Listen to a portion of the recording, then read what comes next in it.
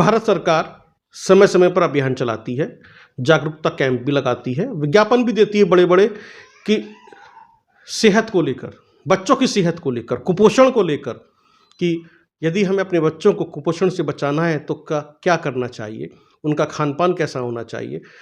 Doctors भी बताते हैं, यूनिसेफ भी बताता है, डब्ल्यूएचओ भी इसके ऊपर काम करता है, वर्ल्ड वाइड इसके ऊपर काम होता है। लेकिन भारत के अंदर अभी भी कुपोषण चिंता का विषय है। एक खबर छपी जिसने हमारा ध्यान खींचा इस तरफ। 3000 बच्चे, लगभग 3000 बच्चे गाजियाबाद जैसे शहर में कुपोषण का शिकार हैं।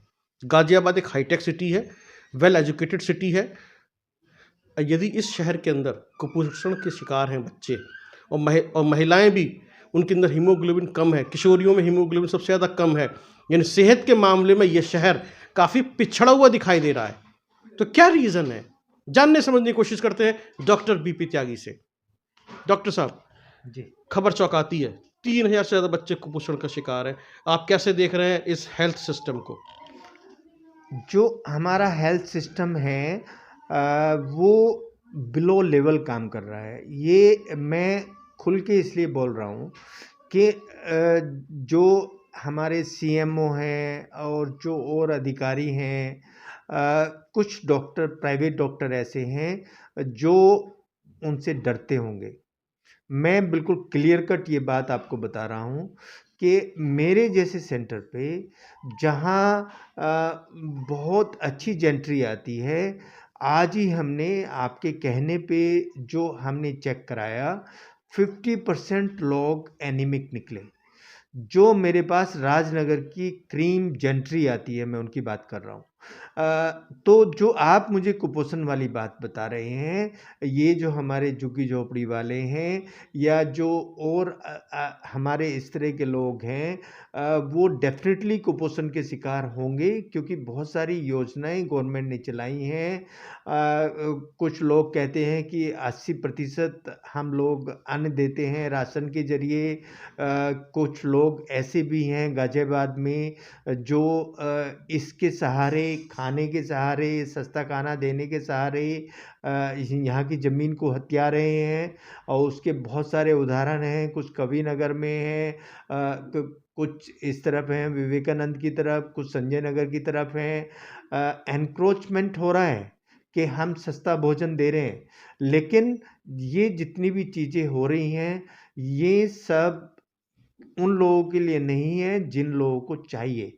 और कुछ ऐसे बच्चे हैं जो स्कूल में स्कीम चली है कि मिड डे मील देना है। मिड डे मील वो इस तरह का नहीं है जो सारे हमारे जितनी भी रिक्वायरमेंट है डाइट की वो पूरा कर दे। और अभी अगर आपने देखा होगा हरियाणा में कितना गेहूँ खराब हुआ है।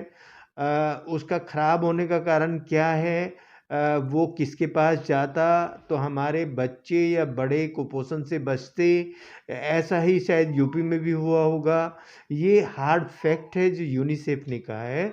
यूनिसेफ ने कहा है कि 1/3 हमारी जो पॉपुलेशन है वो कुपोषण का शिकार है।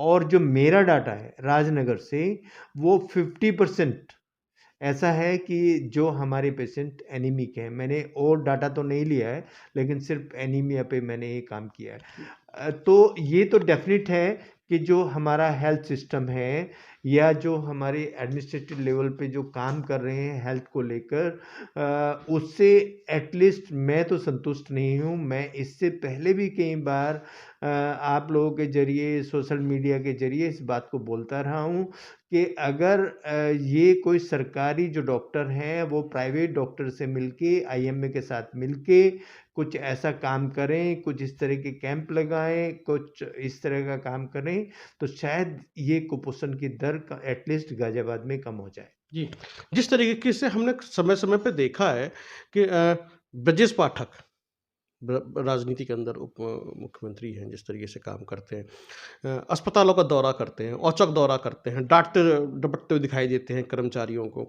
लेकिन इसके बावजूद भी ये कुपोषण का जो डाटा आया, ये बीएमआई में जिस तरह की इतनी फ्लक्चुएशन आपको दिखाई दे रही है डॉक्टर साहब, यूनिसेफ की जो रिपोर्ट आती है, क्या ये इसके ऊपर सीरियसली स्टेप नहीं लेना चाहिए ब्रजेश पाठक जी को? बिल्कुल सीरियसली स्टेप लेना चाहिए। जो आदरणीय सुप्रीम कोर्ट की हम लोगों को या और सब लोगों को आदेश हैं वो यही हैं कि हमें अच्छी हवा मिलनी चाहिए, अच्छा खाना मिलना चाहिए, अच्छा एनवायरनमेंट मिलना चाहिए, अच्छी सड़कें मिलनी चाहिए, अच्छी एजुकेशन मिलनी चाहिए। जब खाना ही अच्छा नहीं मिलेगा तो एजुकेशन का तो आप भूल ही जाइए। बिल्कुल। जो बेसिक रिक्वायरमेंट है हमारी वो है खाना। एजुकेशन को तो आप भूल ही जाइए या जो और चीज़ें हैं उनको तो भूल ही जाइए। जो हम लोग सुनते हैं अखबारों में पढ़ते हैं कि वो कोई लैपटॉप बाँट रहा है, कोई स्कूटी बाँट रहा है। ये सब जो है ये सब आँख मिचौली हैं। मेरे हिसाब से ग्राउंड लेवल पे कोई काम करने को तैयार नहीं है और ना काम हो रहा है। जी। चलते-चलते आखिरी सवाल, आप उत्तर प्रदेश सरकार से और जो हेल्थ मिनिस्टर हैं, उनसे आप क्या कहना चाहते हैं? मैं माननीय हेल्थ मिनिस्टर से और जो हमारे सीएम हैं योगी जी से यही रिक्वेस्ट करूँगा कि अगर कोई प्राइवेट डॉक्टर आप लोगों की हेल्प करने के लिए तैयार है निःशुल्क, तो क्यों नहीं उसको पैनल में लेके हेल्प का मौका देते। या अगर हम कोई इस तरह के कैंप्स कर सकते हैं, कोई आइडिया है हमारे पास कि हम गांव-गांव में जाके इस तरह की स्टार्ट कर सकते हैं, एनजीओज़ हैं, तो उनको ये सब मौका देना चाहिए, उनको बताना चाहिए कि हम आपके साथ हैं। हमारा सरकारी तंत्र आपकी मदद करेगा, एटलीस्ट दवाइयाँ तो प्रोवाइड करवाएगा, जो एनीमिया को दूर करें या इस तरह की जो चीज़ें हैं, कोई खुल के तो आए सामने, बात तो हो, मीटिंग तो हो, तभी तो आगे बढ़ा जाए। लेकिन ये जो चीज़ें आ रही हैं निकल के, जो इंटरनेशनल लेवल तक पहुँचती हैं वो बहुत ही दर्दनाक हैं और अगर इस तरह की चीज़ें लगातार आती रहेंगी तो हमारे उत्तर प्रदेश और जो गाज़ियाबाद है इसका नाम गंदा होगा, ये दूर तक चीज़ें जाएँगी। जहाँ हम प्रैक्टिस करते हैं उसका नाम अगर सम्मान से नहीं लिया जाएगा तो उसमें हमारी भी बेइज्जती होगी। जी, बहुत-बहुत धन्यवाद। तो अभी आपने सुना कि कुपोषण पर यदि कंट्रोल करना है या फिर बच्चों को सेहतमंद रखना है और अपनी महिलाओं को सेहतमंद रखना है, तो इसके ऊपर गंभीरता से सोचना होगा और कदम उठाना होगा। बहुत-बहुत धन्यवाद। देखते रहिए आप healthy life with doctor Brajpal Tyagi.